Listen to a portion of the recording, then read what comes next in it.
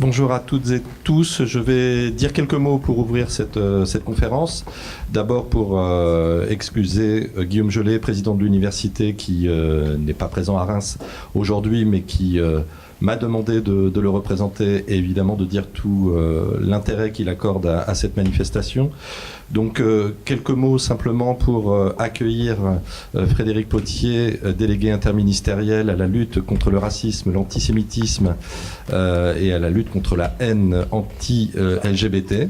Voilà, et merci d'être présent ce matin et de participer à cette conférence. Monsieur le sous-préfet de Reims également, merci pour votre présence. J'accueille monsieur Ayoun, madame Cohen-Solal, réalisateur et conceptrice du réseau Coexiste, qui est au cœur du documentaire que vous allez voir dans quelques minutes.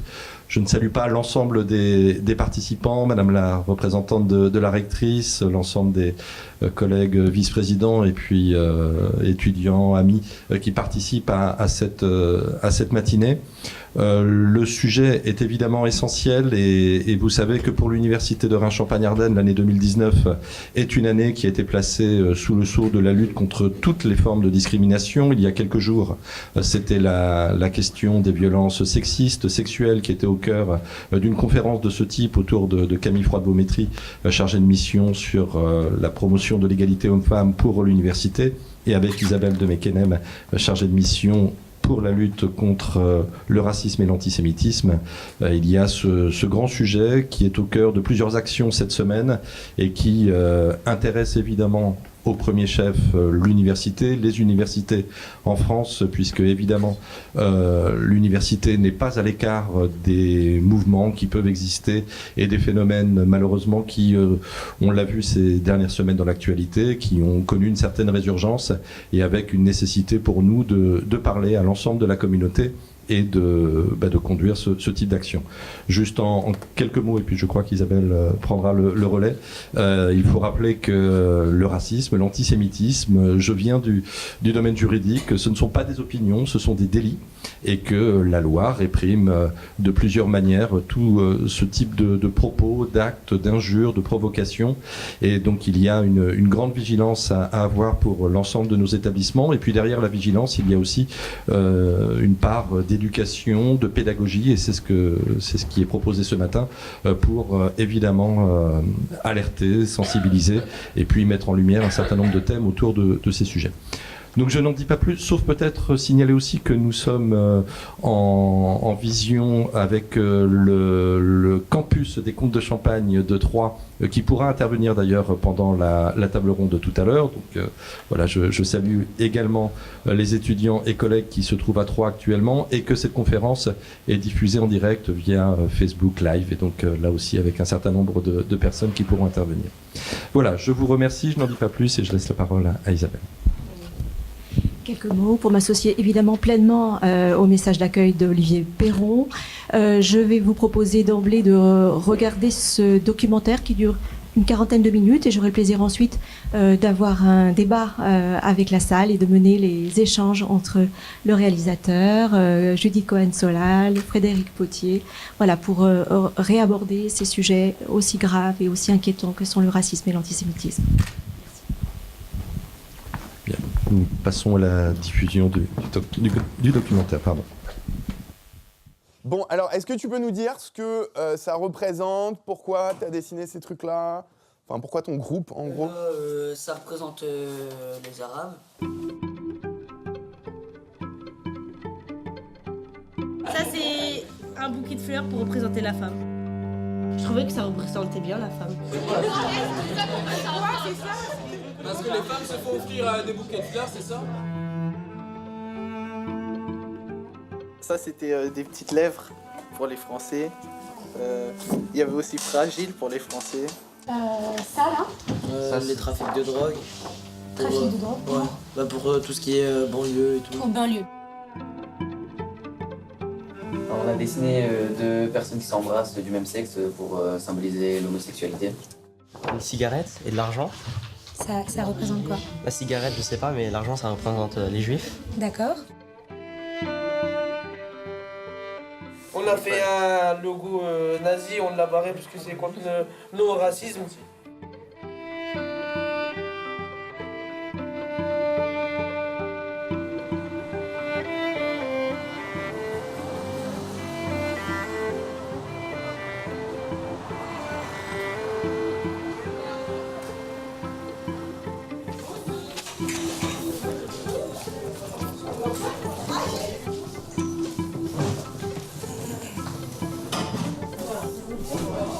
Bonjour. Alors, c'est 2 heures un peu particulières qu'on va passer ensemble parce qu'on intervient avec ma camarade dans le cadre d'un programme qui s'appelle Coexiste. On va vous expliquer ce que c'est. Je m'appelle Sacha, j'ai 23 ans, je suis étudiant en droit et je fais partie d'une association qui s'appelle l'UEJF, l'Union des étudiants juifs de France. Coexiste est un collectif d'associations avec 3 associations partenaires. Les bénévoles qui interviennent dans les classes viennent de l'UEJF, SOS Racisme et La Fabrique. La Fabrique qui est l'association de laquelle moi je suis issu, qui est une association étudiante. Bonjour tout le monde, moi je m'appelle Evgenie, je suis ukrainienne. Je représente une organisation qui s'appelle SOS Racisme. Je ne sais pas si vous connaissez. La main touche pas à mon pote. Si vous connaissez, non? Non. Donc on est ici du coup dans le cadre du programme Coexiste qui travaille sur les questions du vivre ensemble. Sur les questions de racisme, d'antisémitisme, de discrimination. L'idée de Coexiste, elle est née d'un voyage et d'une rencontre. Ce voyage, c'était celui du père Émile Choufani, qui avait organisé, curé de Nazareth, qui avait organisé un voyage à Auschwitz, en Pologne. Il y avait également Amar Dib, qui était président à l'époque des clubs Convergence. Et nous avons eu l'occasion de discuter, assis côte à côte dans le car, à de nombreuses reprises, de ce qui se passait sur le terrain. On était en 2003, donc à un moment où il y avait des fortes tensions entre les communautés en France. Il y avait des raisons profondes de méconnaissance de l'autre qui généraient des forts stéréotypes et une haine envers des communautés. Et après le constat est venu, dans le cadre de ces échanges, l'envie de travailler sur la question des jeunes, et en particulier donc, du milieu scolaire et des préjugés. Chacun va faire un petit travail d'introspection individuelle. Donc en fait, vous allez avoir une petite feuille avec simplement quelques mots, comme par exemple français, femme, arabe, jeune de banlieue. Et en fait, il va s'agir pendant 10 minutes de réfléchir à quoi ça vous fait penser. Qu'est-ce que ça vous évoque? Ça peut être un mot, ça peut être 2 mots. Donc n'hésitez pas, il n'y a pas de bonne, il n'y a pas de mauvaise réponse. Et surtout, vous avez le droit de mettre tout ce que vous voulez. Il n'y aura pas de jugement de notre part. Il n'y aura pas de jugement non plus de la part des professeurs qui vont rester présents, mais plutôt effacés lors de cette séance. Encore une fois, libre, écrivez surtout, ne vous bridez pas, ne vous censurez pas. Écrivez à peu près 5 et 10 mots par terme, ok?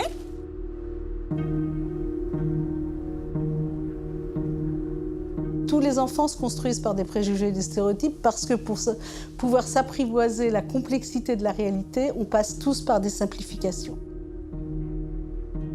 Le langage, en fait, est tout le temps imagé. Alors, on va dire un noir, on a un noir dans la tête. On va dire un juif, finalement, chacun, quand il dit un juif, il n'a pas des concepts. Ah, c'est une religion, quelqu'un qui se rattache au peuple. Non, en fait, au moment où il va dire ça, il y a nécessairement une image qui le traverse. Eh bien oui, ça fait partie d'un fond commun de stéréotypes et de préjugés par lesquels on passe tous. L'intérêt de Coexiste, c'est de se dire qu'on peut en prendre conscience, qu'on peut les regarder, qu'on peut les apprivoiser. C'est ce jugement, quand il est donc péjoratif ou négatif, sur lequel on va travailler. Maintenant, on va faire 5 groupes. Et en fait, ce que vous allez faire maintenant par groupe, c'est échanger entre vous sur les mots que vous avez mis, d'accord? Il a dit de mettre un mot qui nous passe par la tête. Émigré. Moi j'ai mis étranger et sans papier. Qu'est-ce que t'as mis? Moi j'ai mis malchanceux ou profiteur. T'es sérieux toi?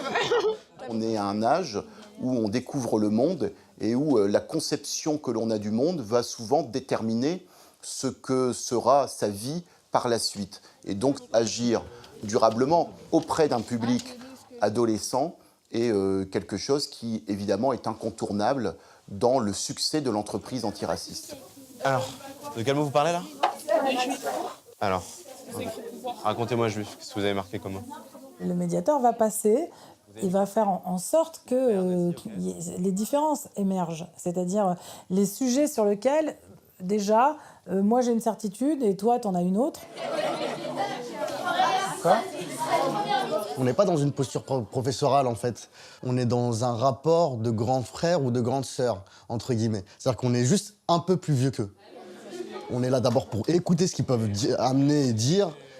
Et on va voir d'ailleurs à travers les échanges comment les représentations et les préjugés se construisent. Donc par exemple, qui c'est qui voudrait donner le premier mot sur français par exemple? Vous avez pensé à quoi sur français? Grève. Ok, grève. Donc pourquoi t'as pensé à ça toi? Parce que les Français font tout le temps la grève. Ah ouais? Et pourquoi ils font tout le temps la grève? Parce qu'ils sont jamais contents. Ils sont jamais contents les Français. Très bien. La parole des enfants, elle est sincère, elle est authentique et très spontanée.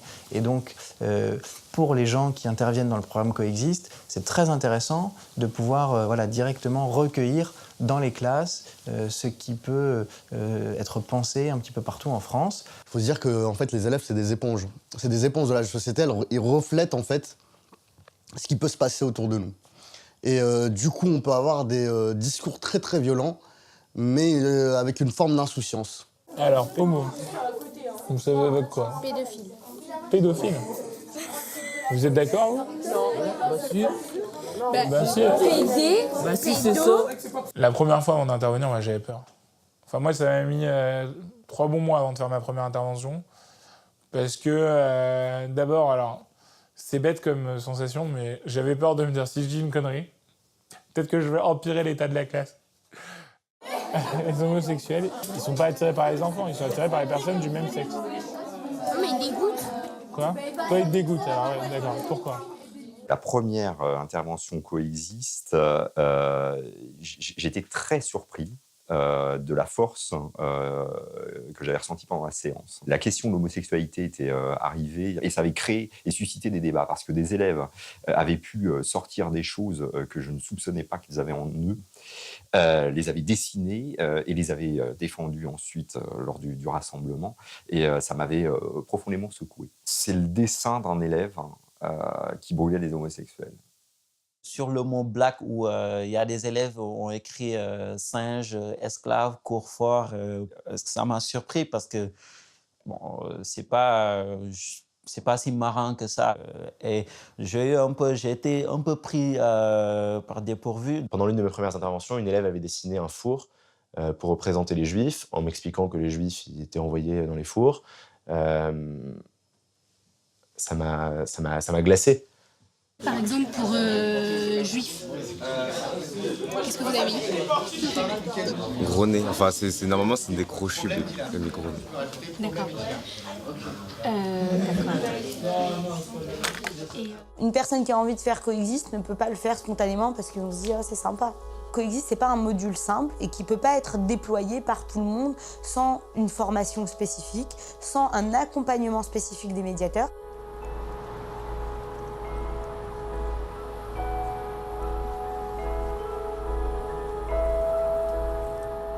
Quand on soi-même, on va dire, on est à l'UEJF, qu'on se reconnaît comme juif et qu'on se fait traiter de radin, ou pire, de je ne sais quoi aujourd'hui, d'avoir le pouvoir sur le monde, etc., etc., je veux dire, c'est dur à entendre.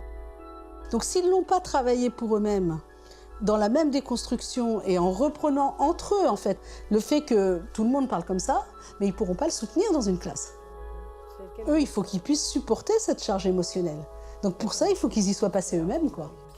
On ne peut pas aider quelqu'un à déconstruire si soi-même on n'a pas expérimenté cette propre déconstruction pour soi-même. Qu'est-ce que vous en pensez du fait que les Roms sont des mendiants et qu'ils envoient leurs enfants voler? Mais ça existe. Et mendier.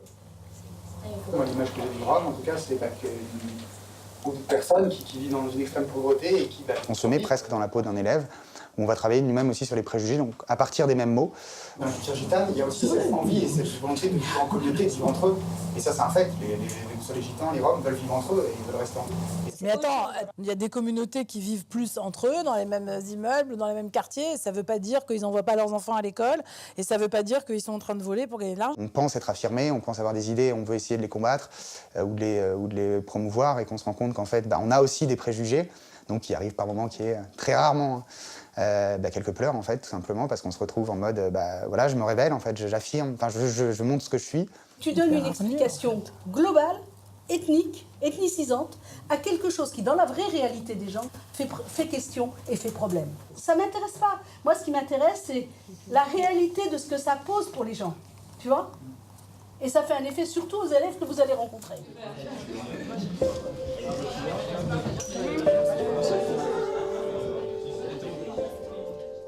Les bénévoles qui interviennent dans les classes ne sont pas là pour plaquer des discours tout faits qu'ils auraient appris à l'avance.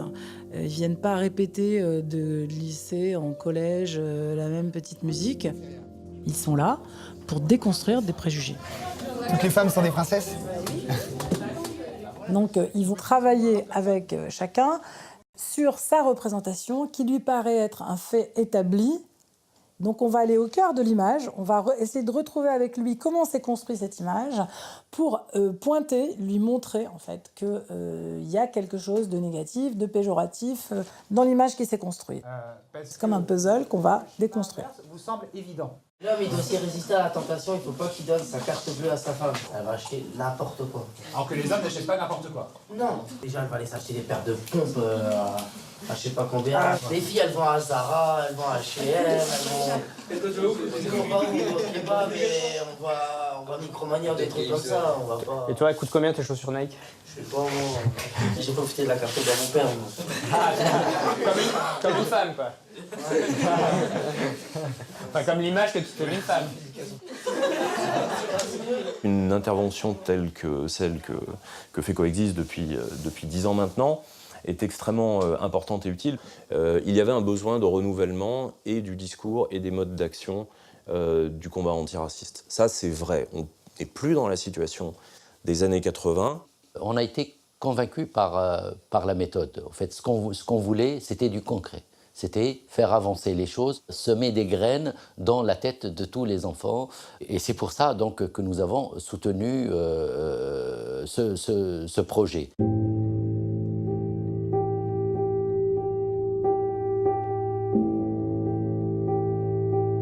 Sur le mot juif, toujours la même chose qui revient. C'est la question de juifs radins. Beaucoup de jeunes disent ouais, les juifs oui ils sont radins parce que c'est ce qu'on dit. C'est ce qu'on dit. Arrête de faire ton feu, c'est ce qu'on dit tout le temps. Donc si on le dit, c'est que ça doit être vrai. Je lui ai demandé s'il pense que les Français sont radins. Et il me dit non, je ne pense pas, bien sûr, peut-être quelqu'un, mais en général non. Tu sais, par exemple, en Ukraine, beaucoup du monde me dit que les Français sont très grands radins.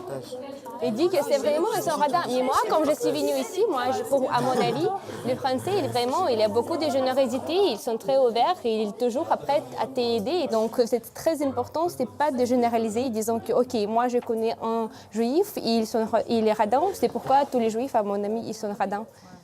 Et toi, tu penses à quoi quand on dit juif en premier? Isolé. Isolé. Pourquoi? Parce que j'ai l'impression que les juifs ils se mélangent pas, ils sont un peu leur communauté. Voilà, c'est une communauté, ouais, c'est vrai. Vous en connaissez beaucoup aussi? Non. Tu n'en connais pas? Bonjour.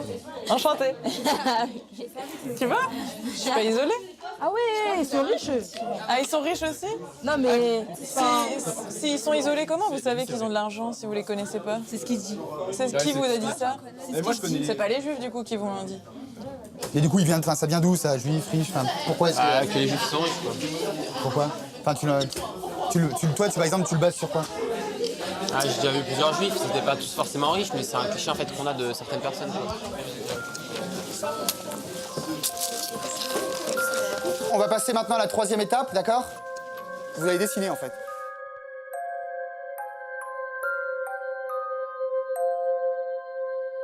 C'est important, si on veut travailler sur les représentations, de commencer par pouvoir mettre en scène ces représentations.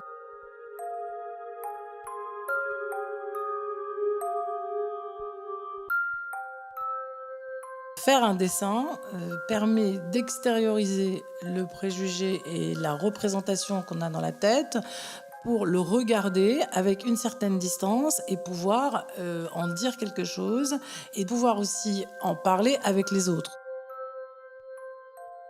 Le sac de dollars. C'est pour représenter les juifs, parce que les juifs sont radins. Les juifs sont radins. Est-ce qu'il y en a qui pensent que c'est que effectivement les juifs sont plus riches que le reste de la population française? Il y en a qui connaissent ou pas l'explication un petit peu historique de juifs argent? Parce qu'avant, au Moyen-Âge, les catholiques n'avaient pas le droit de pratiquer les métiers de l'argent. C'est ça, ok. Et donc c'était attribué aux juifs. Pourquoi aux juifs? Parce que c'était les seuls qui pouvaient travailler dans les banques. Parce qu'ils étaient considérés comme inférieurs. C'est ça. Voilà. En gros, ils n'avaient pas le choix. Dans les interventions, on explique aussi d'où viennent les préjugés. Parce qu'il faut aussi amener de la connaissance aux plus jeunes et leur faire prendre conscience que ce qui a cette force de l'évidence, eh bien, en fait, est un construit souvent un construit historique. Donc vous voyez qu'un préjugé, finalement, ça vient d'une histoire qu'on a tordue un petit peu, d'accord? Au départ, au Moyen-Âge, c'était une situation d'infériorité que de toucher à l'argent, parce que les chrétiens ne pouvaient pas le faire. Et aujourd'hui, c'est devenu... Les juifs sont les seuls à avoir de l'argent, etc. Et visiblement, à s'en servir d'une façon péjorative, c'est-à-dire d'une façon radine. Hein? On s'aperçoit que ce qui nous paraissait absolument évident, en fait, ne l'est pas. Il y a un déclic et on se dit, finalement, c'est vrai. Et du coup, d'ailleurs, ça va permettre d'interroger beaucoup de choses qui apparaissent comme des certitudes et qui ne le sont pas. T'as mis quoi T'as mis quoi? Noir, vous avez mis souriant. C'est une de leurs caractéristiques. Caractéristiques comment ça? Un noir et quelqu'un de souriant. Ah, non, tout le monde est souriant, mais je pense... Ah non, moi je suis pas souriant. Ah oui, mais tout le monde peut l'être, en tout cas. Mais en tout cas, ça c'est vrai. Je pense que... Il y a des gens qui sont plus souriants naturellement. Oui, voilà. Mais est-ce que le fait d'être noir fait que du coup, naturellement, tu vas être plus souriant? Moi, je vois souvent des noirs qui sont contents, quoi. Ils sont souriants, ils profitent de la vie, ils sont... Enfin, j'ai pas beaucoup vu de noirs tristes, quoi, en fait. Je veux dire, ouais. Il y a des représentations qui ont l'air tout à fait positives. Par exemple, les noirs sont des gens qui sont souriants et qui dansent et qui sont sportifs. Donc tout ça, a priori, rien de négatif. On a dessiné un ballon, déjà.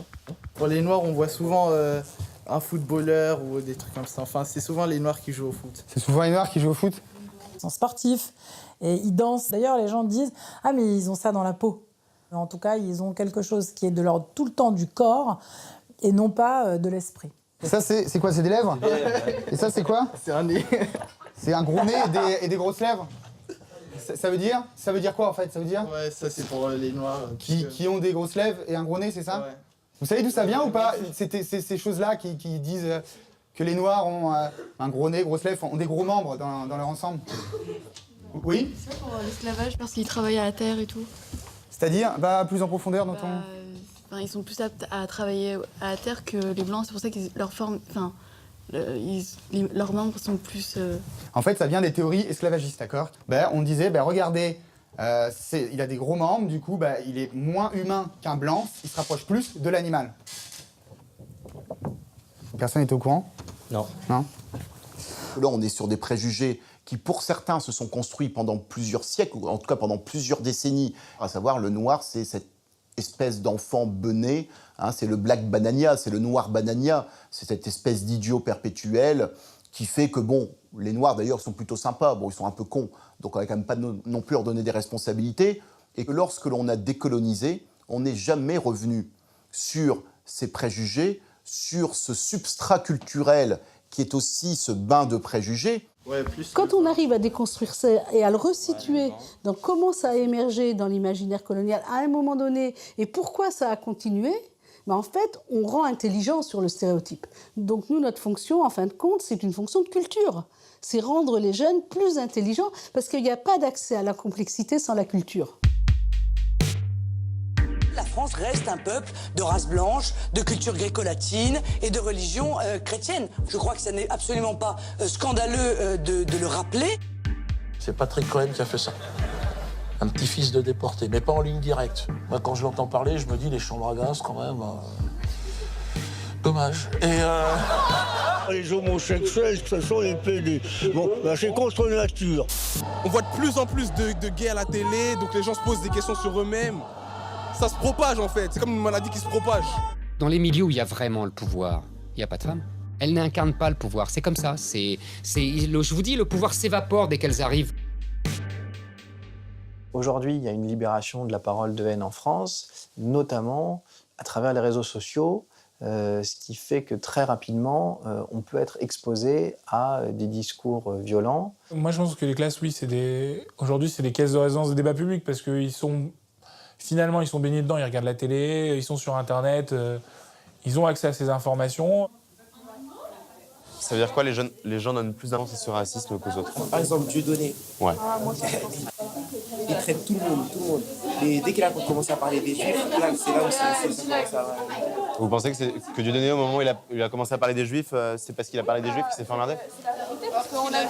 C'est un débat qui revient beaucoup dans les interventions qu'on fait, notamment sur la difficulté de comprendre la différence entre une parole de haine et une parole critique.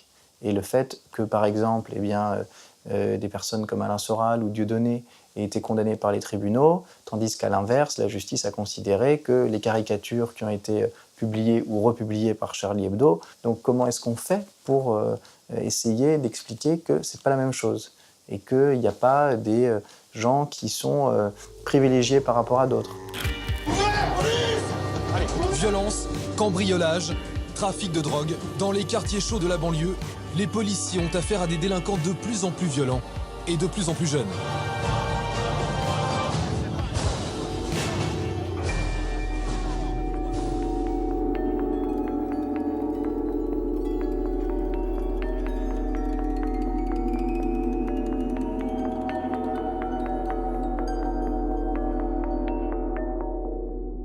Voilà, on dit les Arabes c'est des voleurs, Et pourquoi on dit ça?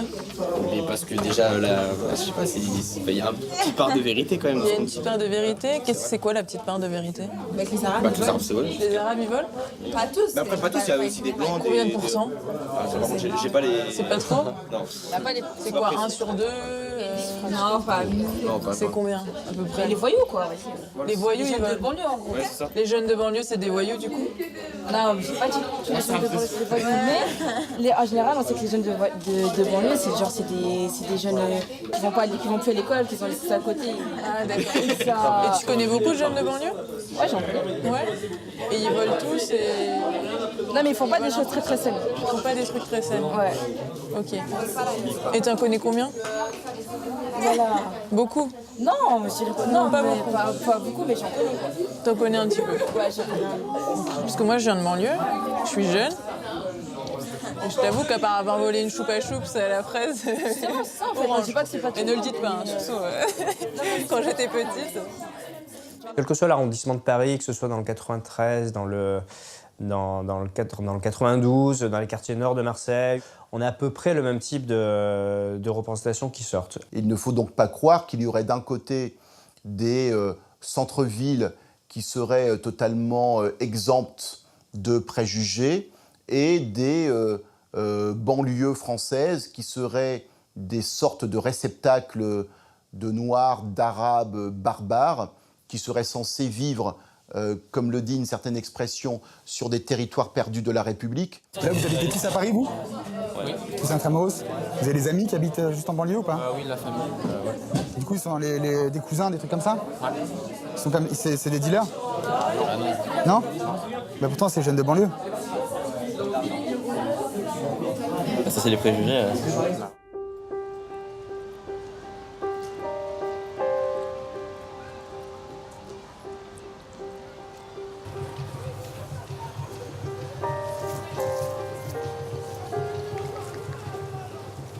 On est traversé en fait aujourd'hui partout dans cette société par la question de l'intégration du stigmate, mais qui est très très portée, moi je pense quand même, par le champ médiatique et effectivement la construction par l'image des réseaux sociaux.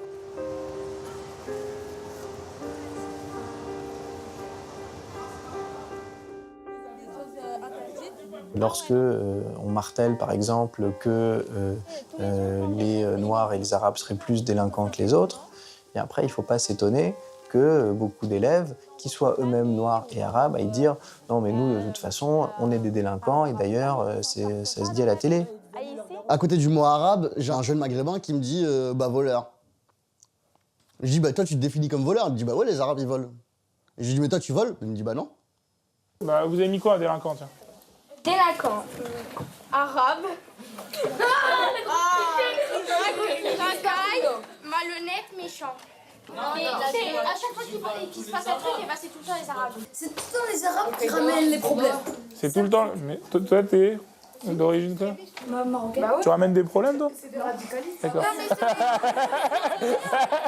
On constate bien qu'un des moyens de vivre malgré les préjugés, c'est aussi parfois de faire ces préjugés siens et d'accepter finalement que le préjugé est valide, parce que finalement, à partir du moment où on accepte que le préjugé est valide, eh bien, on élimine aussi une forme de tension, puisque finalement, on est raccord avec ce que la société dit que l'on est.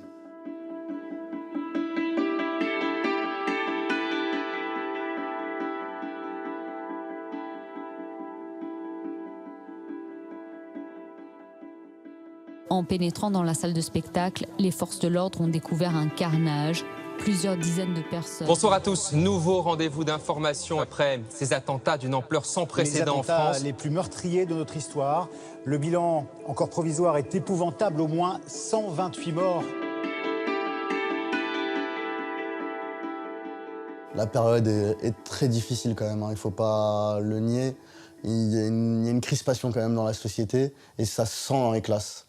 Donc oui, ça a changé, c'est 10 fois plus dur d'intervenir en ce moment pour déconstruire les préjugés. Aujourd'hui, oui, c'est plus difficile parce que ce qui ressort dans les classes depuis les attentats particulièrement, c'est beaucoup plus compliqué à déconstruire, notamment autour de la théorie du complot, où on a passé des moments difficiles.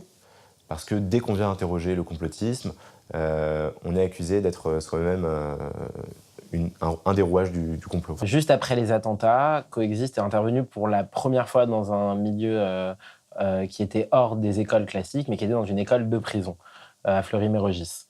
L'idée de ce programme dans les prisons était aussi de participer à la prévention à la radicalisation dans le milieu carcéral. Quand on accepte le contrat social, on accepte le contrat social dans toutes les écoles de la République, et ça fait partie des écoles de la République. Enfin, quand il y a eu les attentats de Toulouse et quand il y a eu l'hypercachère, c'est sûr que j'y allais avec une certaine appréhension de savoir ce que j'allais entendre, parce qu'on entendait beaucoup de choses sur le fait qu'il y avait des lycées et des collèges où les jeunes n'avaient pas voulu faire la minute de silence. Une semaine après les attentats de Charlie, certaines paroles ont été extrêmement violentes pour les enseignantes et pour les enseignants. Et je pense à une enseignante en particulier qui disait son incapacité à pouvoir répondre de façon intelligente à un certain nombre de préjugés ou de paroles violentes qui s'exprimaient de la part des élèves. Ils l'ont bien cherché. Ils n'avaient qu'à pas faire ceci, ils n'avaient qu'à pas faire cela. Et on a conclu à un constat qui était plus que douloureux, qui était « il y a eux et nous ». Comme si c'était devenu impossible de reprendre les cours sur une modalité normale. Donc il y avait ce besoin de comment répondre aux élèves. On a dû réunir très vite les médiateurs suite aux attentats pour pouvoir ajuster ce qu'ils avaient à en dire dans les classes. Donc il a fallu à ce moment-là être très réactif pour apporter du contenu et accompagner les bénévoles dans les interventions. Ah, c'est quoi le djihad? Le djihad, c'est pas tuer, c'est se battre contre quelque chose, mais sans tuer. Ouais. Et là, eux, ils croient que c'est tuer tout le monde. En plus, ça, la police, ils les tue, ils passent pour des martyrs et ils vont au paradis. Mais toi, tu penses que c'est des martyrs? Non. Vous pensez que c'est des martyrs, ces gens-là? Non. Bon, bah alors, ils sont pas morts en martyrs. Il y a des classes où ce qui a été dit, c'est qu'au fond, ce combat-là de Charlie, c'est pas le nôtre. On a d'autres combats auxquels on s'identifie, mais alors pourquoi nous, on n'a pas le droit d'avoir notre minute de silence? À cet endroit-là, ce qui est altéré, c'est le sentiment d'appartenance à la communauté nationale. Alors ça, il faut le travailler avec les jeunes. On a l'impression que c'est difficile pour beaucoup d'élèves de s'identifier au mot français. Là, on a fait un français qui dit « Dégagez de mon pays, la France au français ». Et toi, t'es français? Ouais, moi je suis français. Ouais. Donc toi aussi tu dis ça? Non, mais moi je suis pas. Pour eux, je suis pas le même français qu'eux. Ah bon? Puisque eux, c'est des français. S'il y a des catégories, eux ils sont catégorie 1 et nous on est 5. Catégorie, toi donc il y a des catégories 1 français et toi t'es catégorie 5? Ouais, pour eux. Si eux, eux ils sont premiers et nous on est peut-être 5e, 6e. 5e, 6e. Vous êtes d'accord avec ça? Oui. Par exemple, si vous partez en vacances, on va dire dans une ville reculée, je sais pas, dans une région où il n'y a que des forêts en Bretagne. Ben, si par exemple vous êtes de couleur de peau noire, vous vous baladez, les gens ils vont vous regarder. Je sais qui lui, il fait quoi ici? Il veut nous voler, il veut je sais pas quoi. Oui,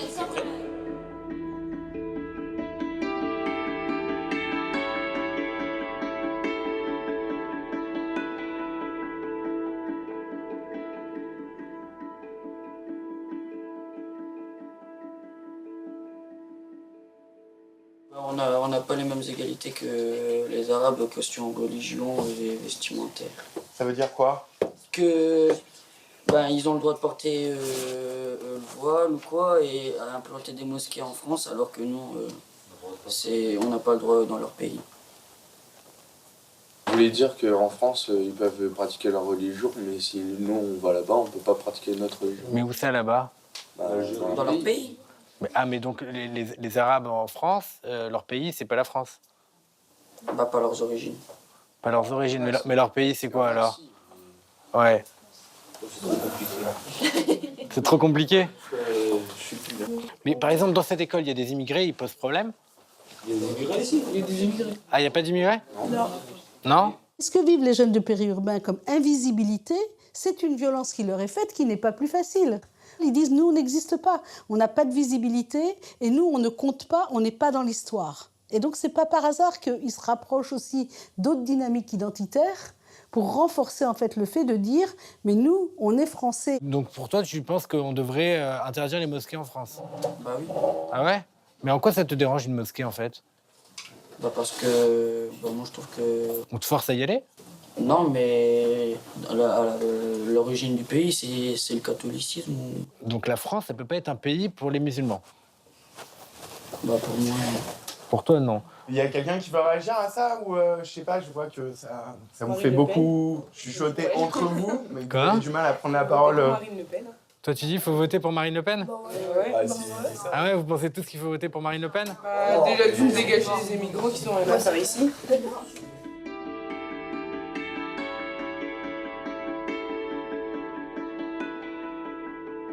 La tendance du stéréotype, c'est de toute façon d'aller chercher le plus petit dénominateur commun. C'est en ça que c'est dangereux. Parce que forcément, l'origine de l'origine de l'origine produit de l'exclusion et produit à terme du racisme par rapport à l'autre. La position de l'extrême droite, c'est la position de l'origine de l'origine de l'origine qui dirait que là, on est légitime à être français. Je pense que la position de Coexiste, c'est à l'antithèse. C'est-à-dire, être français, c'est justement tous les passages, c'est toutes les histoires de migration, c'est qu'il n'y en a pas un qui est plus légitime que l'autre, et que la seule légitimité, elle est donnée par les papiers de nationalité. Sur vos cartes d'identité, il y a marqué français catégorie 5?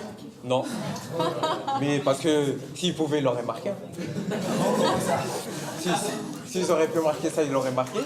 Mais c'est comme pour nous respecter, ils marquent pas ça. Mais eux, dans leur tête, s'ils auraient voulu marquer, ils l'auraient marqué. Tout le monde, à un moment, dans son arbre généalogique, a des gens qui ne sont pas français. Donc, en fait, la notion de français pure souche ou de français de souche, en fait, ça ne veut rien dire. C'est dans l'imaginaire, ça n'existe pas. Mais ça, il faut aller leur dire ça à eux. Ouais, c'est ce qu'on leur dit, mais tout le monde peut leur dire. Ils ne comprennent pas. Et heureusement, la carte d'identité française, elle ne dit que français. Et elle donne les mêmes droits à tout le monde.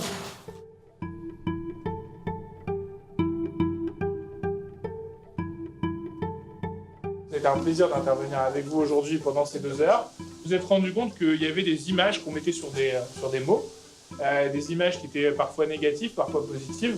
On se rend compte que finalement, travailler sur le vivre ensemble, c'est d'abord travailler à son échelle sur soi pour déconstruire les préjugés qu'on a soi-même.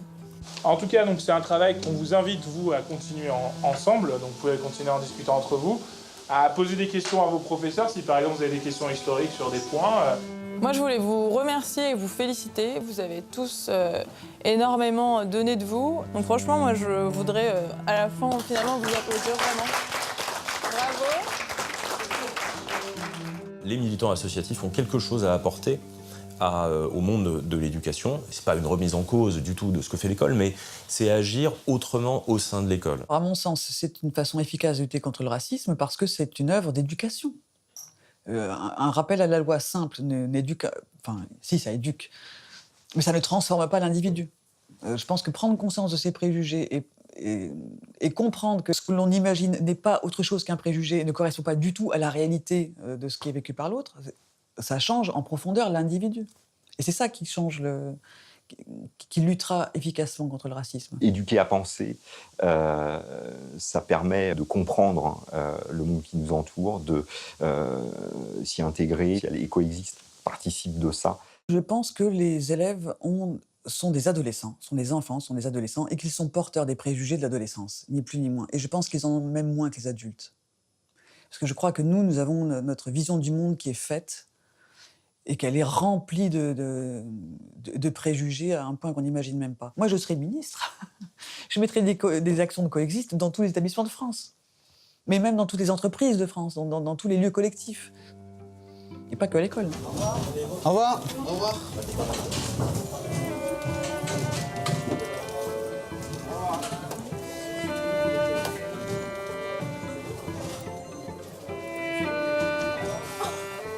Au revoir. Au revoir.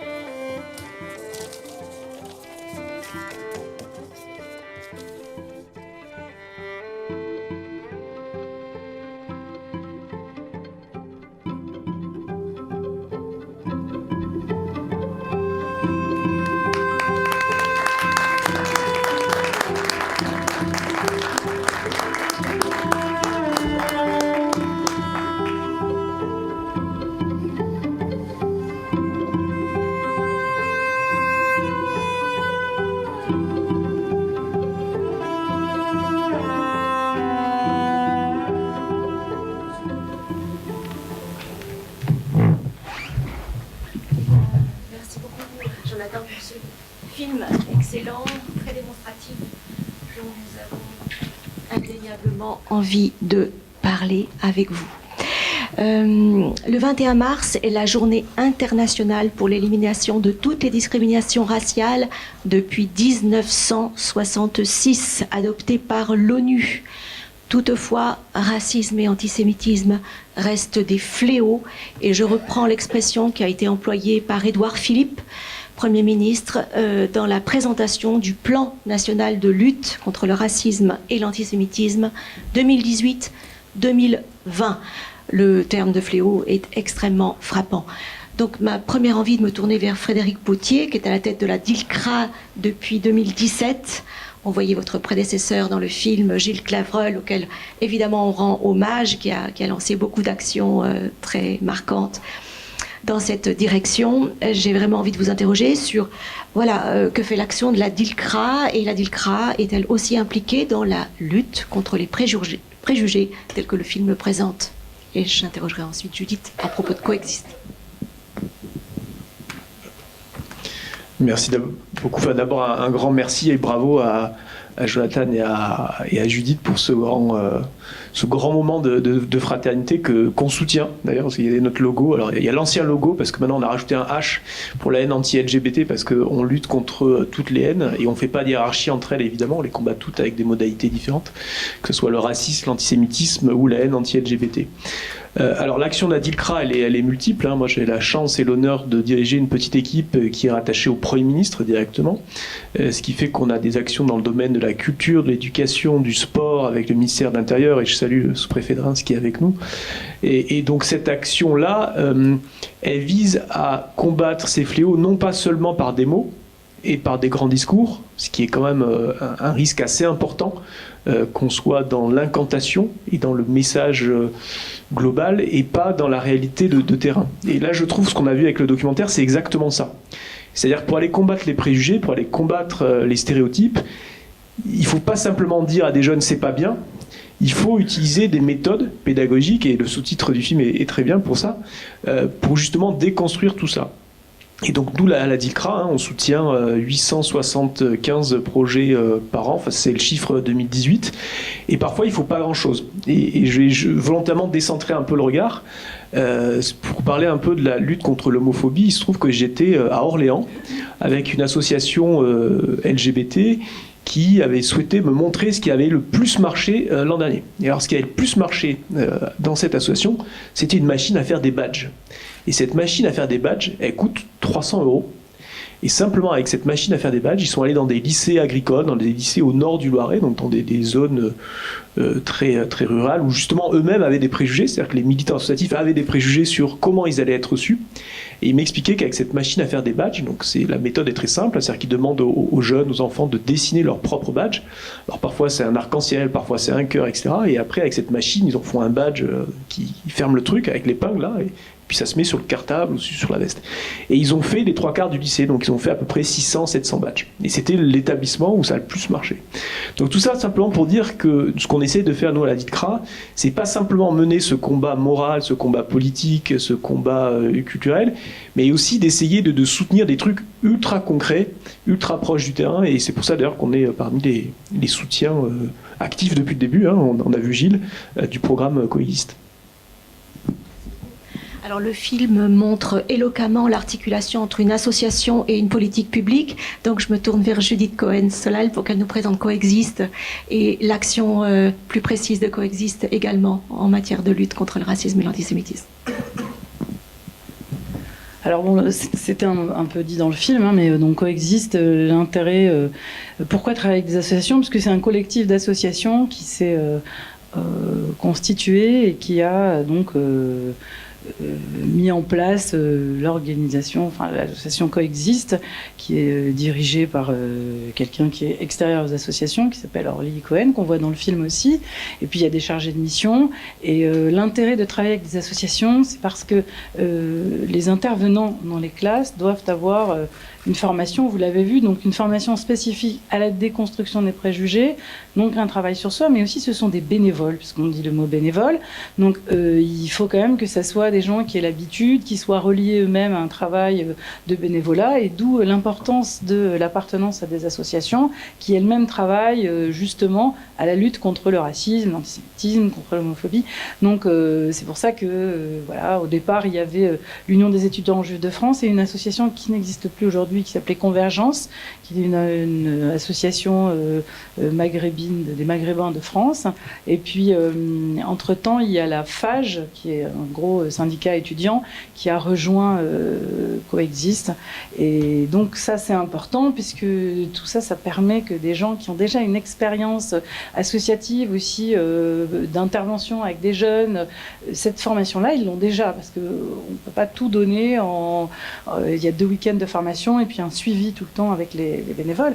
Et puis il faut y aller parce qu'il y a beaucoup de lycées qui sont en extérieur et Coexiste ne prend en charge que les trajets en fait. Donc c'est un vrai travail de bénévolat, déjà qu'il faut saluer parce que ça fait quand même beaucoup de gens qui interviennent. Ils interviennent toujours par 2, ça aussi c'est important. 2 qui viennent d'horizons justement différents. Ça permet, comme le disait dans le film Joël Bordet, qui est aussi la co-formatrice, à celui qui est trop saisi par ce qu'il va se dire, parce que ça s'adresse parfois à lui, justement, qui a un relais et qui a un travail qui se fasse, ça c'est très important. Et puis de toute manière, il y a un travail important qui est fait en sous-groupe, parce que c'est ça aussi l'intérêt, c'est que les élèves puissent discuter entre eux. Et là, pour ce faire, les bénévoles passent de sous-groupe en sous-groupe. Donc voilà, c'est important qu'ils soient 2 et c'est important que cette association soit faite elle-même de gens qui soient bénévoles et appartiennent à un tissu associatif. Parce que c'est-à-dire que ce sont des gens qui sont prêts à donner de leur temps. Voilà. Et après, ça c'est pour le côté organisationnel. Je ne sais pas en ce qui concerne la méthode, peut-être qu'on peut attendre quelques questions à partir de ce qui s'est vu. Si dire une chose, le film a été fait à partir de différentes classes dans différents endroits évidemment, c'était un souhait de coexiste. Et Frédéric me disait justement, c'était important qu'on ne voit pas les visages. Alors on en voit le moins possible. Donc il faut saluer le travail de Jonathan Ayoun, le réalisateur, qui lui-même, vous l'avez vu peut-être dans le film, à un moment donné, était bénévole lui aussi. Voilà, il avait les cheveux plus longs. Et qui a donc lui-même soutenu le projet parce que c'est un ancien président de l'UJF. Il y a beaucoup de gens qui voulaient faire des films sur Coexiste. Il y a beaucoup de journalistes qui veulent faire des documentaires. Là, dernièrement, il y a Envoyé spécial qui voulait faire tout un reportage sur Coexiste. On a refusé parce que il y a on n'en a aucun regard et il n'y a aucune assurance qu'il ne va pas y avoir justement la stigmatisation d'un établissement, d'une classe, d'un certain type de population d'élèves. Et ça, on l'a très à cœur. Donc c'est important, c'est pour ça qu'il y a différentes classes et on a voulu dérouler le module, mais pas juste dans une classe, mais à travers donc différents lieux dans la France, à Paris et dans la France, voilà. Merci beaucoup. Avant de commencer l'échange avec la salle, j'aurais vraiment une remarque et une question sur la pédagogie concrète, effectivement, qui nous est présentée de manière très démonstrative, très probante dans le film. Et encore une fois, merci beaucoup, Jonathan. On a vraiment l'impression que ce n'est pas une pédagogie frontale voilà, qui attaque les préjugés.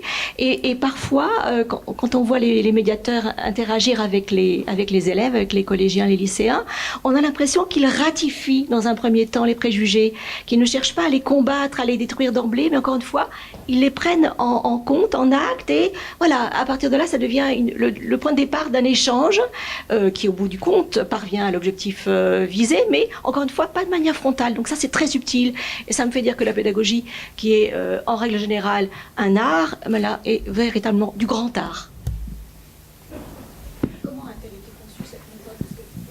Alors, cette méthode a été conçue à partir de différents travaux. Les gens qui ont voulu construire Coexiste se sont adressés à moi et ensuite à Joël Bordet qui nous a rejoints, savoir comment est-ce qu'on pouvait... Ils voulaient intervenir dans les classes parce qu'ils se sont dit, donc on voit Jonathan Arfi qui dit que c'est lors d'un voyage à Auschwitz, je pense que ça c'est assez important. Des gens se sont rencontrés, donc cette ancienne... C'était celui qui dirigeait à ce moment-là cette association des Maghrébins de France, et puis qui s'appelait Convergence, et ils étaient ensemble à Auschwitz et se sont dit tous les deux, bon ça suffit, plus jamais ça, qu'est-ce que ça veut dire? Ça veut rien dire en fait, plus jamais ça, il y a déjà eu des catastrophes, donc il faudrait que vraiment intervenir chez les jeunes, dans les écoles, parce qu'il faut que ça soit pris dans l'éducation nationale. Alors bon, ils ne savaient pas trop, donc ils se sont adressés. Il se trouve que moi, j'avais travaillé à des rencontres entre juifs et jeunes étudiants, lycéens aussi, juifs et allemands, et aussi à des rencontres entre des lycéens israéliens et des lycéens palestiniens. Donc il y a quelque chose dont je me suis inspirée de cette rencontre, justement dans ce côté que vous soulignez, c'est-à-dire dans un premier temps, on doit dire les choses. Parce que, et je pense que c'est complémentaire, je pense qu'il y a d'autres pédagogies et c'est très important. Il y a des gens qui viennent dans les classes qui expliquent que justement, disait alors monsieur, les questions de droit, c'est très important. Qu'est-ce qu'il faut faire si on est victime de racisme? Des définitions aussi, parce qu'on le voit dans le film, on arrive à transmettre des connaissances, mais ça n'est jamais le début. En fait, l'idée, c'est de susciter l'envie chez l'élève d'en savoir plus à partir d'une prise de conscience à un moment donné que, tiens, quelque chose qui lui paraissait comme une évidence et un fait absolu est interpellé, interrogé, ébranlé. Et à ce moment-là, il a envie d'en savoir plus, alors on va lui donner cette connaissance. Mais dans un premier temps, il est très important de ne pas dire c'est bien, c'est mal. Donc le professeur qui est présent dans la classe, il ne dit pas là, mais à qui on demande de se taire, c'est pas toujours évident. Moi, ça m'arrive d'aller dans les classes 2-3 fois par an pour voir comment ça se passe et réactualiser la formation au fur et à mesure de ce qui se passe. Et donc, ça m'est arrivé, donc quand on est derrière, on est avec le prof. Et très souvent, quand les élèves disent des choses, les profs nous disent « Non, mais vous savez, alors, on l'a fait dans le programme, mais celui-là, il n'aurait pas dû entendre, c'est pas possible, comme ça, il sait pas. » Donc les profs se sentent jugés, ce qui fait qu'on comprend bien que la parole des élèves mettant en jeu leur capacité à enseigner, ils ont du mal à laisser dire ce qui traverse l'élève et à laisser dire même quelque chose qui est de l'ordre de l'ignorance. Et pour nous, c'est important. C'est pour ça que la liste de mots, quand on leur donne, on doit leur dire attention, on ne veut pas de définition. Vous mettez ce qui vous vient à l'idée. Alors, hier, quelqu'un m'a dit, mais pourquoi est-ce que c'est des mots et pourquoi il faut les écrire ? Alors, c'est marrant parce que j'avais jamais pensé à ça, à répondre exactement, mais au fond, écrire, c'est ce moment où on est seul avec soi et où on laisse venir l'image. Il n'y a pas le regard de l'autre, justement, pour juger. Et si on vous pose la question à l'oral, quand vous répondez, il y a déjà une barrière qui va se mettre en place et il y a déjà, on va reculer, on va pas dire exactement ce qui nous traverse. Tandis que seul avec cette feuille, c'est vraiment l'image qui va être traduite. D'ailleurs, après, quand ils se retrouvent en sous-groupe, ils vont devoir chacun dire ce qu'ils ont mis sur les mots. Et à ce moment-là, c'est intéressant. La confrontation, déjà, quand ils s'entendent ou quand ils entendent un autre dire à voix haute ce qu'ils ont écrit, parfois il y a des réactions tout de suite. Et puis surtout, il y a des réactions quand ils s'aperçoivent que tout le monde n'est pas d'accord avec eux. Parce que ça, c'est ce qu'on remarque tout le temps. C'est vraiment de l'ordre de l'évidence. Le préjugé s'est installé comme une posture, c'est devenu un savoir pour eux. Voilà. C'était des questions. Oui, Jonathan, vous êtes non seulement le réalisateur, mais on vous voit agir, vous êtes un protagoniste de cette méthode. Donc, qu'avez-vous appris au contact des élèves en matière d'éducation ? En effet, c'est une expérience assez importante et fondatrice dans la manière dont on envisage ensuite le combat contre le racisme et l'antisémitisme quand on est passé par cette expérience pédagogique qui remplit d'autres fonctions en effet que des actions plus politiques ou plus militantes ou plus dans le monde du droit par exemple, parce que Judith en parlait juste avant. Déjà ce qu'on apprend et ce qui est très intéressant, c'est de se laisser aller à suivre la pensée des élèves et de se dire, d'abord, on va les accompagner dans leur conception des choses. Donc, c'est vrai que c'est ce que Judith disait tout à l'heure, donc de pas tout de suite bloquer l'échange, mais d'accompagner jusqu'à ce que, avec eux, ils se rendent compte du caractère soit délirant, soit infondé, soit un peu même vertigineux, puisque à ce moment-là, quand on va jusqu'au bout du préjugé avec eux, on se dit mais d'où ça vient ? Et quand eux-mêmes ils savent pas d'où ça vient, en réalité, ils sont juste une caisse de résonance, ils savent pas d'où ça vient, ils sont du coup beaucoup plus à l'écoute de la manière dont on peut remonter la fabrique du préjugé. Et je trouve que c'est pourquoi la méthode est très efficace, parce que elle est vraiment dans un travail d'accompagnement. Et ça, Judith le disait juste avant, et pour moi, c'était très marquant. La deuxième chose que je dirais aussi en complément sur la pédagogie, qui était un ressenti fort, et que du coup, j'ai aussi voulu faire en sorte qu'il se traduise aussi à travers le film, c'est également dans ces moments d'échange collectif, quand quelqu'un dit des préjugés, donc ils rigolent tout le temps, parce qu'on voit que dans les classes, le fait de rigoler des préjugés est quelque chose de très commun. Ils disent non, mais c'est pas grave, c'est pas méchant, on rigole entre nous. Et là, dans ces échanges coexistent, arrive un moment où en fait, celui qui dit oui, il rigole, je sais qu'il dit ça en rigolant, il se moque pas de moi. Et ben dans l'échange, et ça arrive quand même assez régulièrement, c'est les amener à dire au final, oui, on rigole, mais en fait, moi, ça me choque, ça me touche quand même. Et donc, accompagner aussi à un moment d'affect, où ce qui est dit en réalité dans la cour de récré tous les jours en rigolant, et ben les uns et les autres s'autorisent à dire qu'en réalité ils sont pas indifférents, parce que personne en réalité est indifférent à une blague raciste et antisémite quand on n'est pas relié sur le fait de combattre ce phénomène-là. Si ils rigolent du préjugé ou on rigole de la personne qui est visée par le préjugé. Et la nuance est souvent compliquée.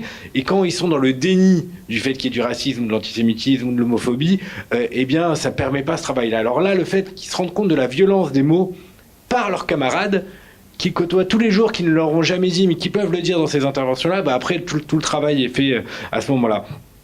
Et alors, pour le film, c'est vrai qu'il était très important, pour ça que ça rend pas non plus forcément très facile la lecture, le visionnage de ce film-là, puisque on avait comme, et ça pour le coup c'était le cahier des charges, hein, c'était un film au service de Coexiste, c'était une commande de Coexiste, donc il y a le cahier des charges, et qui était bien vu, qui était de dire on ne voit pas le visage des élèves, pour une raison toute simple, c'est-à-dire que là on les accompagne à exprimer leurs préjugés dans un cadre de confiance, et bien il n'était pas question de figer l'identité d'un jeune dans le moment où il est dans l'expression du préjugé. préjugés. Ça viendrait juste l'installer dans ce moment-là, et il fallait éviter cela. Donc il fallait construire tout un film sans voir le visage des élèves, et donc en réalité ça a permis aussi, souvent quand il y a la contrainte dans la création, en tout cas ça permet aussi certains avantages. En tout cas là, il y a un côté immersion dans la classe, parce qu'on voit même pas les visages, on est à hauteur de regard d'un élève, et ça c'était assez important. Et puis après de montrer toute la pédagogie, et du coup ça permettait aussi de l'inscrire dans l'historique de Coexiste, parce qu'on voit aussi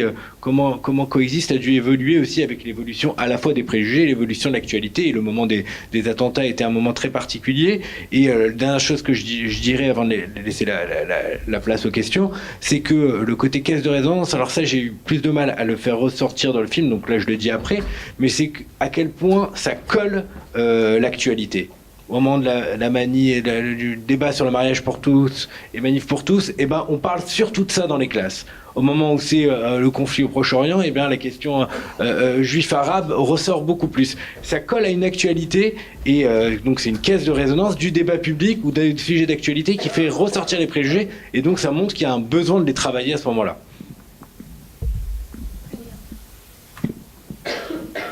Je sais que dans la salle se trouvent plusieurs spécialistes qui vont sans doute intervenir et nous poser des questions. Voilà, le débat est ouvert sur la place de l'école, sur les préjugés. Voilà, je vous laisse la parole.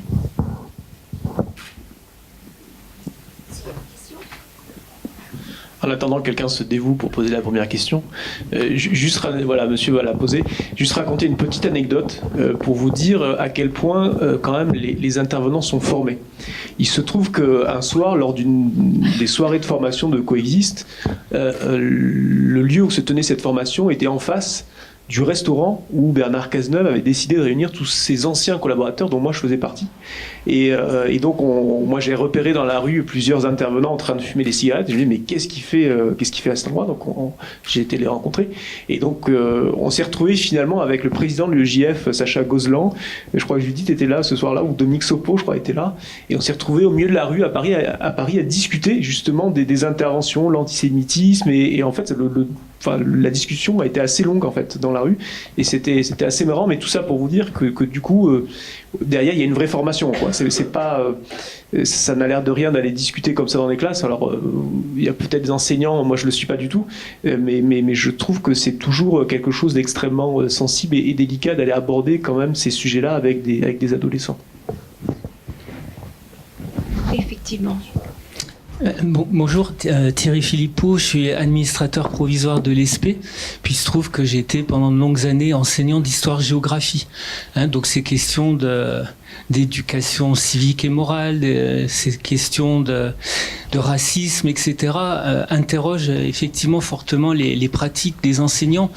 Et le constat que l'on voit à travers votre film, qui est super intéressant, quelque part interroge les pratiques des enseignants dans des disciplines comme l'histoire-géographie. Se dire que depuis des années, dans les programmes d'histoire-géographie, dans les programmes d'éducation civique et morale, ces questions sont abordées, et voir et entendre ce que vous réussissez à faire sortir chez ces jeunes d'aujourd'hui, ça questionne fortement les pratiques de l'école.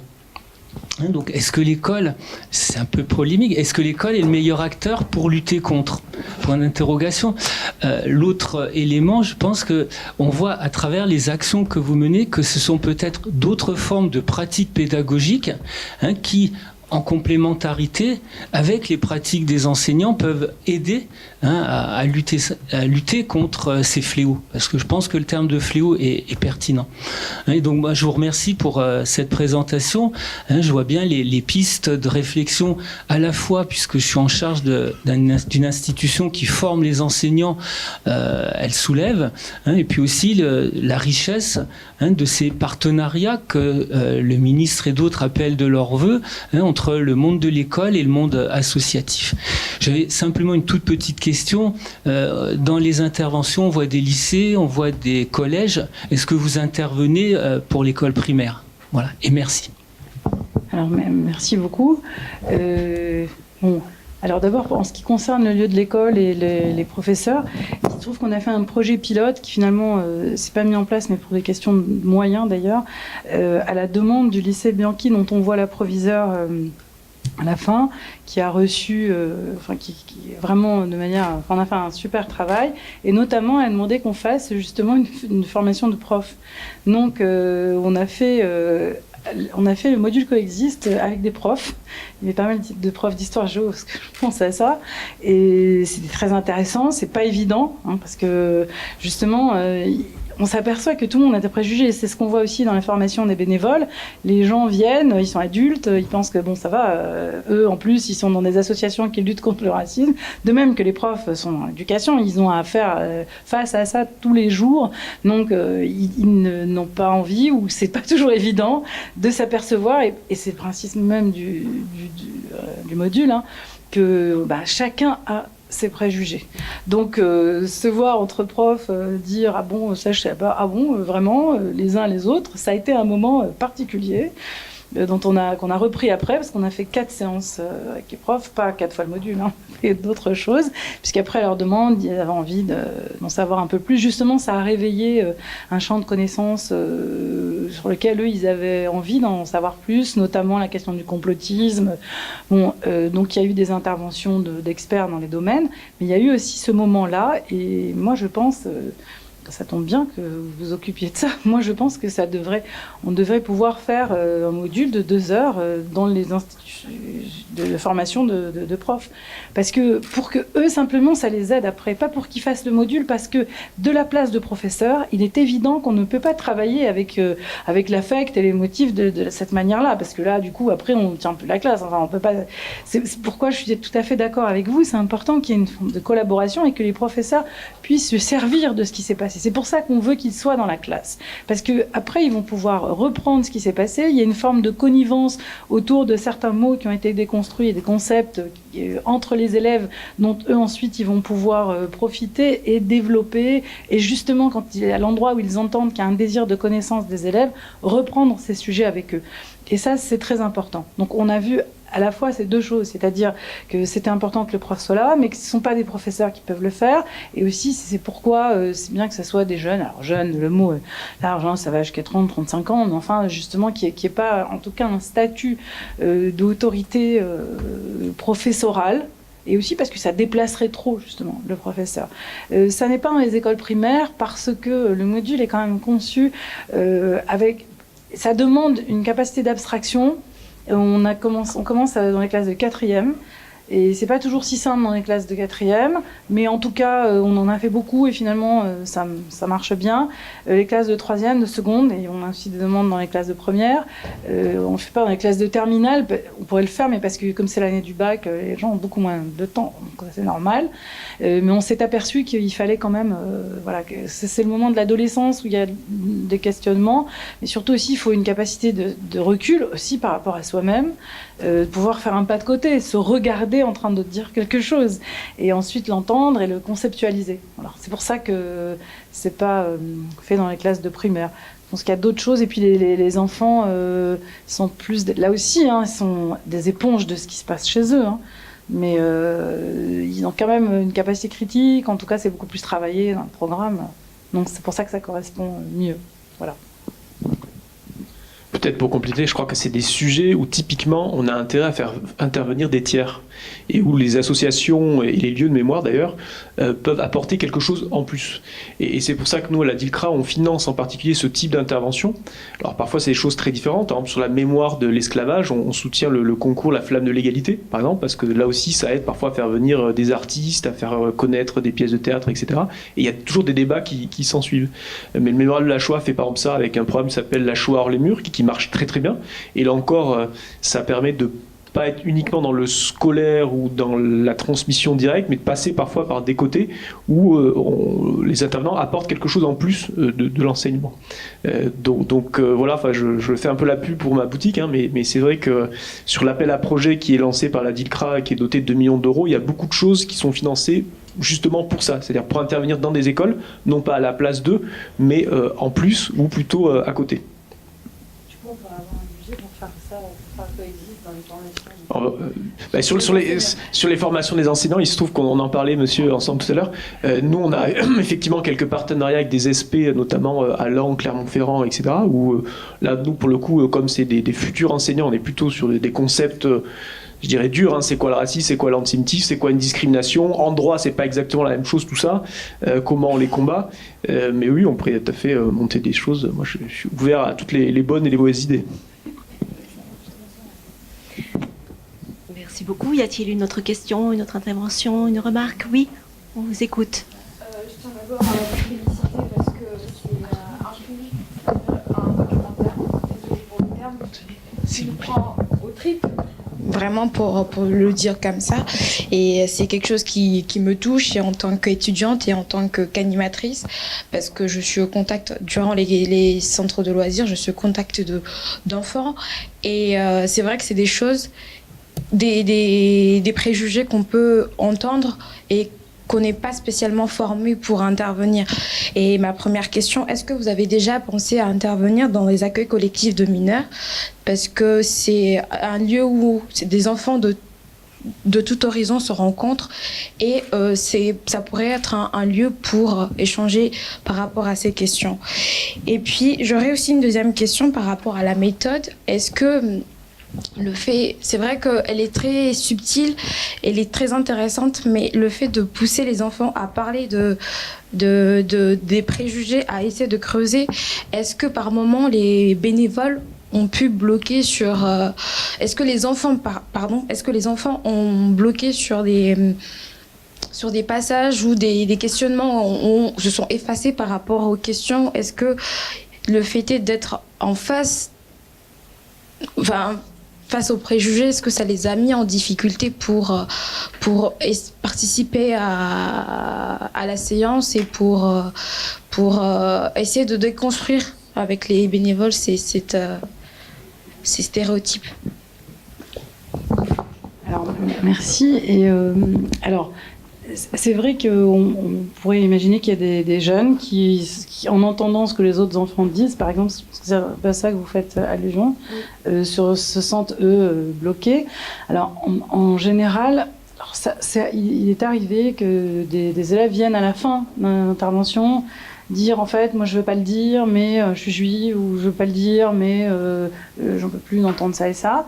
En général ils viennent dire que ça leur fait du bien parce que en effet au moment où ça se dit ça les bloque, mais comme on fait le travail justement qui va réussir à faire qu'il y ait un déclic, parce qu'au fond c'est comme ça, parce qu'on nous demande aussi, je profite de votre question pour dire ça, on dit souvent, mais enfin 2 heures, c'est pas grand-chose en fait, qu'est-ce qu'on peut faire en 2 heures? Moi je dis, c'est un peu comme une rencontre, et une rencontre en 2 heures, ou parfois en 1 heure, il se passe quelque chose avec l'interlocuteur, on va s'en rappeler de cette rencontre-là, mais peut-être pas d'une autre, et il va se passer quelque chose, parce qu'il y a eu un déclic. Et nous, c'est vrai qu'on travaille sur la possibilité que ce déclic advienne. Et c'est pour ça que le fait de faire dire ces choses, en vérité, elles sont là. Les choses qui se disent, c'est ce que disait Jonathan tout à l'heure, elles existent déjà. Ils ont l'habitude de les dire. Et par exemple, ils disent, mais c'est rien, on se traite tous, madame. On se traite, c'est normal. Ah, ça va. Mais non, mais on lui dit qu'il ne faut pas qu'il mange en juif. Mais bon, ça va, c'est une expression. Ça va, on le traite de singe. Il a l'habitude. Voilà. Donc, à ce moment-là, eux, ils sont de toute manière pleins de résistance et ils ont leur défense par rapport à du racisme au quotidien, en fait, qu'ils ont intégré. Et justement, le fait que ça soit travaillé et accompagné, parfois, ils peuvent peut-être rester silencieux, mais on s'aperçoit qu'à la fin, il y a quelque chose qui a fonctionné pour eux et en tout cas, ils en sont fort contents. Et c'est vrai que parfois, faire sortir les choses, c'est ce que disait aussi Jonathan, ça crée de l'émotion. J'ai en tête des jeunes blacks dans une classe où j'ai assisté qui disaient non, mais en fait, on s'en fout, nous, on n'est pas tellement. Lui, il dit qu'on est plus vérifié quand on est dans le métro, qu'on est plus arrêté. Mais on se fait pas tellement plus arrêter parce qu'on est noir. Hein.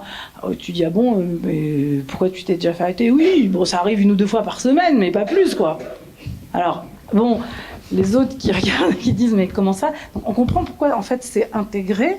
Et son copain qui dit à ce moment-là, non, mais ça arrive surtout quand on est en meute. Alors voilà, on a pu travailler parce que quand même c'est quelque chose qui est très intégré. On dit mais qu'est-ce que ça veut dire en meute? Parce que meute, c'est surtout on l'utilise pour des animaux en fait. Non mais ça veut dire quand on est en groupe, c'est normal qu'on. Mais pourquoi? Parce que à ce moment-là, si vous êtes en groupe, ça devient une meute. Alors bon, ça t'appelle d'entendre que finalement, une ou deux fois par semaine, se faire interpeller, c'est pas non, c'est un quotidien auquel il s'est habitué, mais ça veut dire et les autres ont entendu ça aussi. Donc voilà, et c'est vrai qu'à ce moment-là, on sent qu'il y a une défense, qu'ils veulent pas non plus, comme disent les jeunes, se victimiser. Alors, on travaille aussi avec ça, et pour qu'à ce moment-là, se disent quelque chose et qu'ils disent bon c'est vrai en fait, bah non c'est pas agréable, c'est pas sympa, donc oui quand tu me dis ça, bah non en fait ça me plaît pas, parce que dans un premier temps ils disent non mais ça va, ça nous fait rien. Voilà. Donc ça se joue aussi entre pairs quoi. Il y a aussi la fierté de pas dire qu'on a changé d'avis, où on voit des fois des jeunes qui changent et à la fin qui vont dire ouais non mais ça va, hein, moi je le savais tout ça. On sait par la suite parce qu'à la fin de l'année, on a des rencontres avec les proviseurs, avec les enseignants qui ont accueilli Coexiste, que souvent ce sont ceux qui font le plus les matamores qui finalement vont revenir sur les sujets et pour lesquels quelque chose a bougé.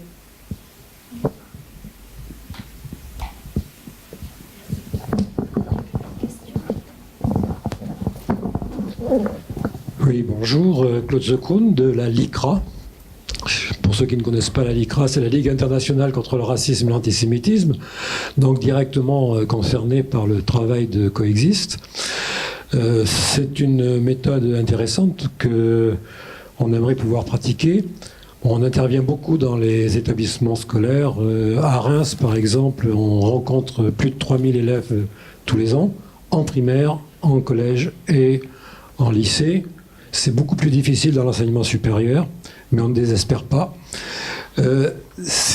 Nos méthodes pédagogiques sont un petit peu différentes.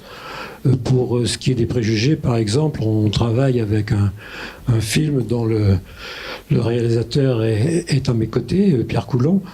Ce film part d'un préjugé qui est moins sensible que tous ceux qui ont été évoqués ici, puisque c'est celui qui concerne les roux. Donc c'est un film qui s'intitule Rousse et roux, analyse d'un préjugé.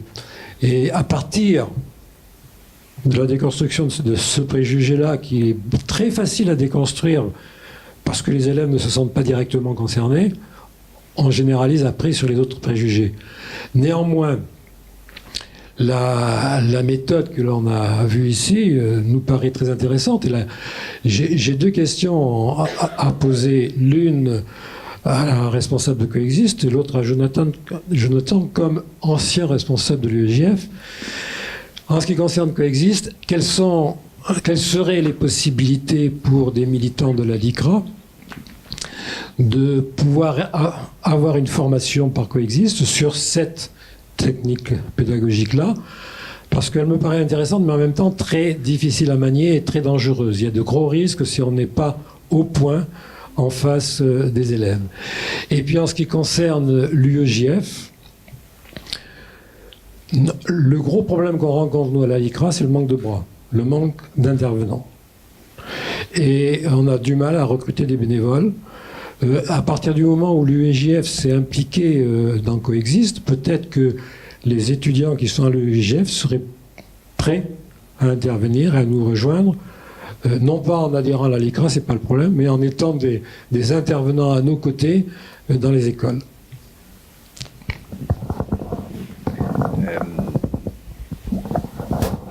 Merci pour ces deux interventions. Alors, je serai le messager, hein, puisque je ne suis plus ni à Coexiste ni à l'UEJF, mais j'entends dans ce que vous dites l'importance, en effet, de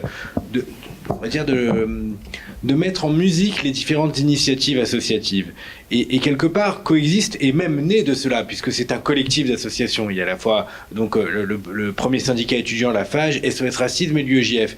Et d'ailleurs, si ça fonctionne, c'est grâce à l'invention et à la conception par Judith d'abord, et puis ensuite accompagné par Joël, et donc par le travail de spécialistes, d'universitaires, de psychologues et de psychanalystes, mais aussi ce qui fait que ça fonctionne, c'est parce qu'il y a rencontre entre les associations. Et déjà, le fait qu'il y ait rencontre entre les associations, c'est des gens qui viennent d'univers différents, qui ont choisi de s'engager pour des raisons différentes, qui ont d'ailleurs choisi des organisations différentes. Donc déjà, ce moment-là de formation dont on parle, qui est en effet très important, déjà pour s'armer, mais également parce que c'est déjà un moment d'altérité où il y a la rencontre entre les uns et les autres, et où il se passe quelque chose, et cette rencontre d'altérité-là, ça prépare à celle de la classe, où là, l'altérité est encore plus multiple. Donc non seulement je me ferai le messager, mais en même temps, j'expliquerai pourquoi moi aussi je trouve ça important de faire ces rencontres associatives, et pourquoi autant Coexiste que l'UEJF a intérêt à se rapprocher de la LICRA et à faire des choses ensemble. Je crois que c'est déjà le cas dans certains endroits, ça dépend après en effet des forces en présence des différents mouvements, mais en tout cas je transmettrai le message. Alors, en ce qui concerne la formation de bénévoles, alors ça fait toujours rire ou c'est toujours délicat, mais en fait il y a une limite d'âge pour intervenir, puisque justement il y a quelque chose de l'ordre d'une certaine proximité symbolique, parce que celui qui a 35 ans est aussi pas tellement proche d'un élève de 15 ans, mais bon, ce sont beaucoup des jeunes qui interviennent, et ça a une certaine importance. Alors c'est pour ça qu'on travaille avec des associations d'étudiants, en fait, pour la FAGE et l'Union des étudiants de France, et SOS Racisme aussi, ce sont beaucoup des jeunes qui interviennent. Et après, pourquoi pas faire des partenariats? Moi, je ne sais pas, il faut voir ça avec les gens qui dirigent Coexiste. Moi, je suis juste la conceptrice et la formatrice. Voilà. Mais je trouve que c'est vrai qu'à part ça, c'est bien. Même si c'est pas pour intervenir, peut-être que oui, on peut faire. Si elle nous est arrivée aussi, c'est ce que j'avais pas répondu à Mademoiselle. On a déjà fait avec des animateurs des modules Coexiste, et aussi avec ça s'appelle les CMEA. On est intervenu avec les CMEA. Voilà, pour faire des formations, pas pour qu'eux-mêmes les fassent, mais justement pour qu'eux puissent travailler là-dessus, un petit peu comme on disait pour la formation des enseignants. Et alors dans les centres de loisirs où il y a des jeunes, le cadre c'est très important, parce qu'on sait les élèves sont là du début jusqu'à la fin, on sait qu'ensuite ça va être repris, que des choses qui ont été dites ne vont pas comme ça rester dans l'air et peut-être être mal comprises. Et c'est vrai que c'est plus compliqué dans des espaces où il y a plus de circulation et où c'est moins cadré. Donc pour l'instant, c'est vrai qu'on est resté dans le domaine de l'éducation nationale. D'autres questions ?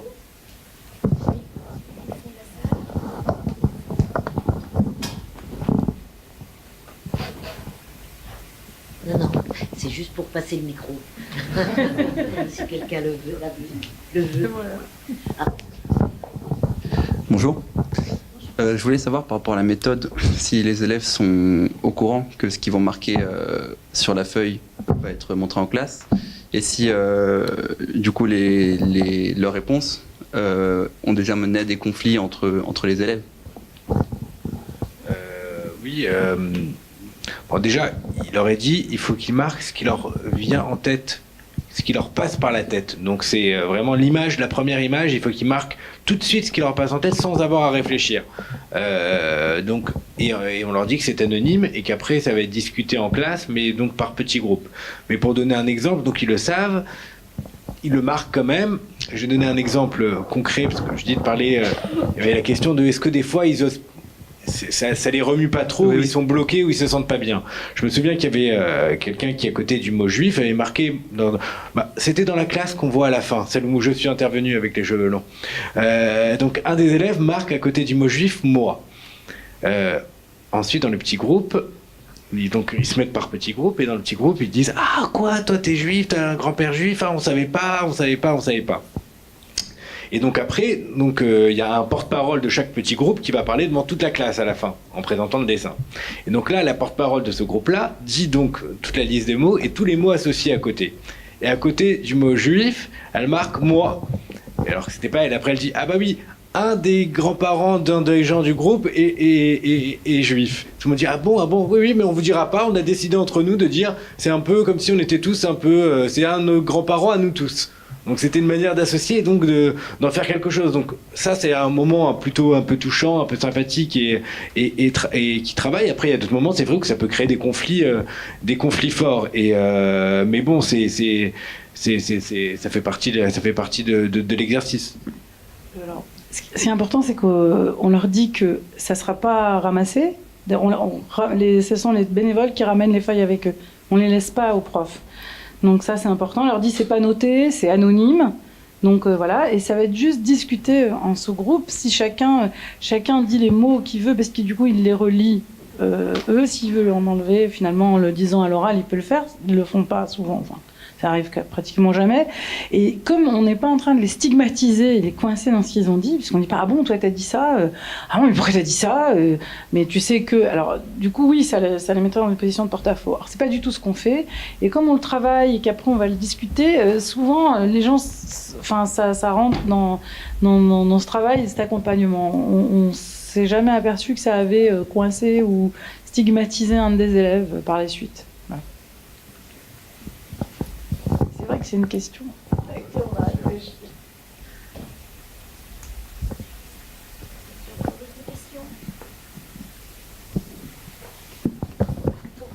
Non, mais juste pour ajouter quelque chose, parce que moi, comme j'assiste à beaucoup d'interventions, mais d'associations très différentes, avec des modalités très différentes, parfois ce qui me gêne un peu, c'est qu'il y a toute la phase de déconstruction, mais derrière on ne reconstruit pas.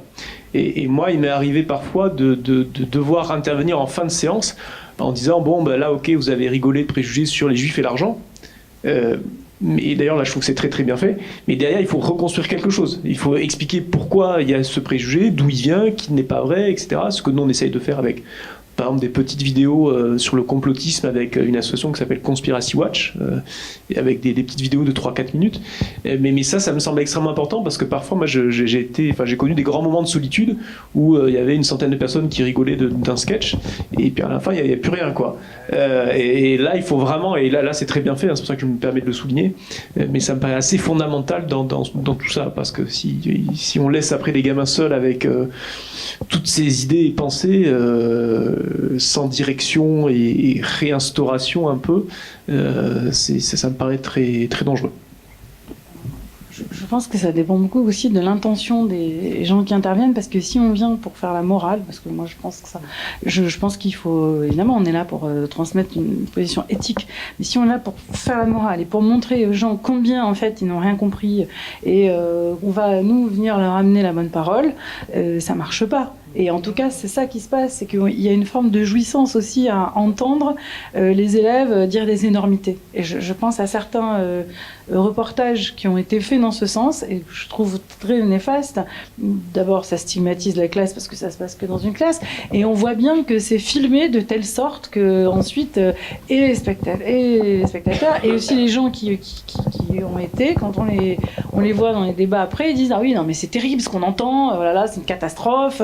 Et puis quand on regarde aussi le film, on se dit oh là là, quelle horreur, comment c'est possible de dire ça. Et ce côté choc, ça plaît, mais en même temps, ça vient, ce que je dis, il y a quelque chose d'un peu malsain à se réjouir, entre guillemets, de l'énormité de ce qui peut être dit. Et là, c'est pour ça que pour nous, c'est très très important, et c'est pour ça qu'on ne veut pas que les élèves soient filmés si on ne suit pas jusqu'au bout, parce qu'on sait très bien que d'un point de vue médiatique, on pourrait prendre certains extraits et pas d'autres, et à ce moment-là, c'est les élèves qui simplement, on dirait, quelle horreur, qu'est-ce qui se passe dans les classes, ah, et puis l'éducation nationale, c'est une catastrophe, parce qu'on n'a pas envie non plus de stigmatiser ça. Il se trouve que dans de nombreux lycées, on s'aperçoit qu'il y a un énorme travail qui est fait. Le lycée Bianchi, là, qu'on a vu, c'est à Saint-Ouen, dans le fameux 9-3. Il y a un travail énorme, justement après les attentats, toutes les questions qui se sont posées, le travail qu'ils ont voulu faire, parce que ça a commencé juste parce que, au lieu que ce soit la chargée de mission qui aille présenter, comme c'est le cas, aux enseignants intéressés, aux proviseurs ou au principal, le module, justement ce lycée-là a demandé qu'il y ait quelqu'un qui vienne vraiment parler de la méthode, etc. D'habitude, il y a 3-4 profs profs qui sont intéressés, ou une dizaine, enfin ceux qui veulent recevoir. Et là, donc on m'avait demandé de venir, moi je suis arrivée, je ne comprenais même pas quoi, je vois 60 profs devant moi. Donc il y avait 60 profs qui sont venus sur leur temps de déjeuner parce qu'ils avaient un vrai problème, ils ne savaient pas comment se confronter à ce qui se passait. Donc moi j'ai plutôt vu d'un côté d'enseignants une minorité d'enseignants qui s'en fichent, donc comme on dit tout le temps, ils font rien, ils ne s'occupent pas, que fait la police, l'éducation nationale, quoi. Et moi j'ai plutôt vu des gens qui franchement se cassent la tête, investissent beaucoup de temps et d'énergie. Alors je trouve que c'est dommage de stigmatiser. Et les élèves aussi, quand on veut bien prendre la peine de se casser la tête, finalement, et de comprendre. Là, c'était important parce que c'était après les attentats, parce que vraiment, cette expérience a été extraordinaire. Et les profs, elle l'a dit, à un moment donné, ils avaient la sensation qu'il y avait nous et eux. Donc les profs et les élèves. Parce que les élèves étaient dans la provocation et on a travaillé avec eux, par exemple, sur cette question, les élèves qui disaient « moi, je ne suis pas Charlie ». Donc, qui choquait profondément, évidemment, les profs, qui étaient donc dans un point d'émotion et d'affect. Ils se sentaient eux-mêmes agressés et donc ils ne savaient pas comment réagir. Donc on a travaillé avec eux sur cette question de qu'est-ce que ça voulait dire pour certains jeunes.